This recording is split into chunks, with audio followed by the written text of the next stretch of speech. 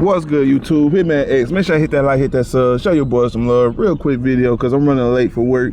I just wanted to give my opinion on this one, my perspective on this, because it's something that I feel like is a blessing in disguise. I know a lot of people like to say the typical stereo. Well, you know, I don't condone violence. Neither do I, but in certain instances I do. You know, in certain instances I applaud violence, especially when it comes to a rival team like the Golden State Warriors. I like this. This is fuckery that I approve of. Yeah, y'all keep fighting. Y'all keep going at it. Y'all keep the drama going on in the locker room, bitching and moaning about your contracts, because that only means y'all are imploding within, you know, internally y'all are imploding. And I enjoy it, me as a Suns fan. I know a lot of people gonna say, oh, worry about your team. Oh, worry about your team. Here's the thing, jackass.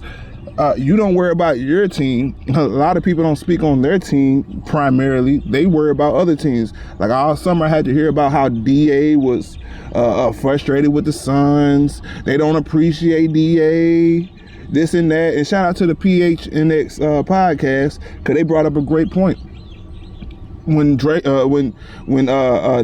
was getting at it with Monty Williams, everybody overblown the situation and made it seem like, oh my God, this is a irreplaceable, irreparable, I should say, situation, and how do they recover from this? But this right here, right? How does Jordan Poole recover his chin, right? How did he recover from getting dropped like that, right? Nobody want to bring up that point though. Everybody want to point out how, like I said, we have our internal issues that didn't get violent, and nobody wants to speak on this, right? Nobody. Well, everybody speaks on it, of course, but they don't want to speak on the chemistry value of it. You know, actually, on contrary, they want to speak on it as if, oh, well, you know, they'll recover. Oh, if fights happen, well, arguments happen, disagreements with the coach happen, right?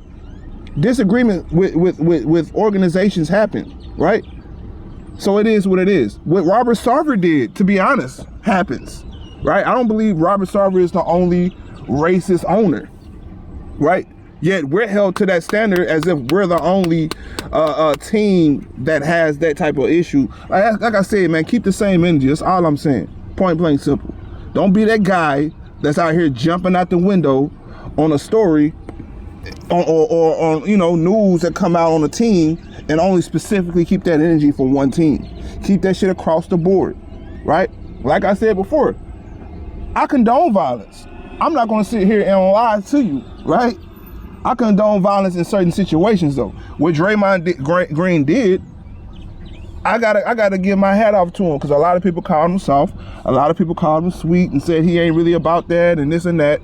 And don't come to me with that, oh, what Jordan Poole smaller than him shit, and why he didn't do this to Tristan Thompson shit. Tristan Thompson didn't catch him behind the scenes. Tristan Thompson didn't catch him at practice and do that, right? He caught him on a court where there's a bunch of referees and middlemen to break the shit up, right? And Jordan Poole's not smaller than, Jordan Poole's smaller than him in like stature, I guess, in girth, but they're about literally the same height. And then size doesn't matter. Like, you could be way bigger than me. It doesn't matter if you're a lot bigger than me. I believe Jordan Poole has hands. He just got caught with something that he didn't see coming. Simple and plain. He didn't see that coming. He should have been prepared. Point blank simple. But what does this mean for the Phoenix Suns, since I gotta always parlay this back to the Suns? Listen, man, if Draymond Green is on the trading block, right? If Draymond Green just, there's no way he's coming back, they're going to get rid of him, which I'm on the fence on. I don't believe he's going to be traded. I don't believe they want to get rid of him per se, right? It's a chance that he come out here and play well, have a defensive player of the year type of year, and they keep him, right? There's a very good chance that happens, but the likelihood of that happening is very slim. And if they have to trade him, listen, the Phoenix Suns need to be on the phone with the Golden State Warriors right now. I want a player like Draymond Green on my team. And look, this ain't something that just came out, oh, you're desperate for a player and this and that. I've been advocating for Draymond Green for over 3 years. Like, coming to Phoenix, I've been wanting Draymond Green here in Phoenix. So let's not play those games, you know. Of course, the Jay Crowder would have to be a piece, but I would also add a campaign or Landry Shamet maybe even a second round pick, multiple second round picks, right, to sweeten the deal up.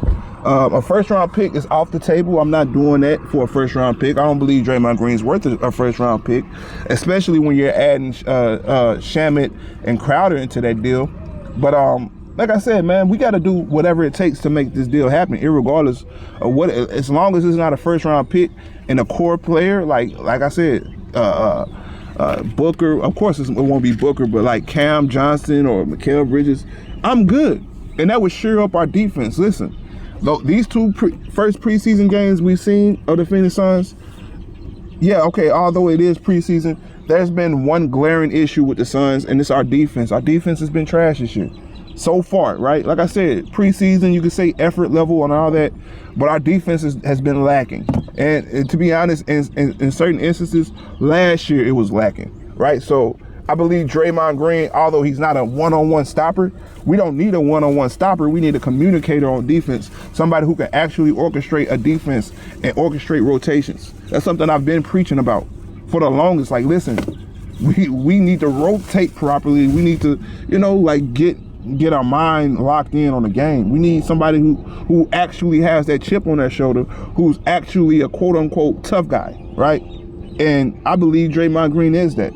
I can keep talking about triple single and all this and that. Bro, I don't care about stats. I care about results. Draymond Green is a 4-time NBA champion. You can't take that away from him. Simple and plain. Until Steph gets a championship without him, right? Or the Golden State Warriors get a championship without Draymond, I'm not trying to hear, Draymond rode their coattails. This is a two-way street. Simple and plain. Draymond Green deserves his respect as a great player in the NBA. Hall of Famer, listen, that's a question we could cross that bridge when we get to it. But Draymond Green is a great player.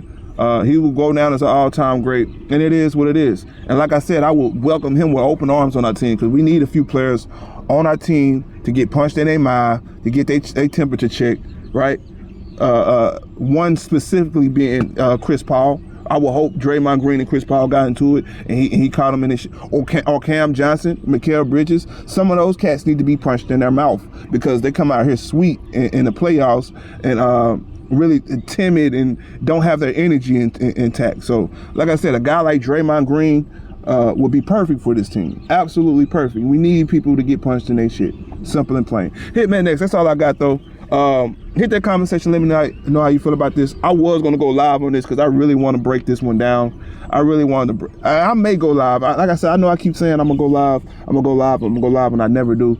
I'm going to work on that. But hit me next. Hit that comment section. Let me know how you feel about this. I'm out of here.